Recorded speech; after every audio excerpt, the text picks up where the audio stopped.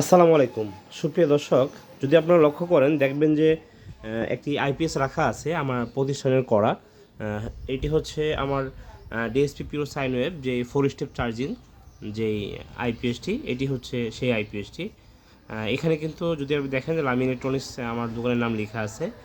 আর charging মোডটা যদি আপনাদেরকে দেখাই, দেখেন এখন কিন্তু চার্জিং মোড 2-তে আছে। তো আমি একটি অটোর গাড়ি যেই ব্যাটারিগুলো এটা ইনস্টল করেছি শুধু চেকের জন্য। অ্যাকচুয়ালি যাবে হচ্ছে আইটিভি সিরিজের ব্যাটারি হচ্ছে 200 এমপিয়ার, আইটিভি সিরিজের টিউবলাইট টেকনোলজির যে ব্যাটারিটা এটা যাবে। আর হচ্ছে এটা হচ্ছে টেস্টের জন্য।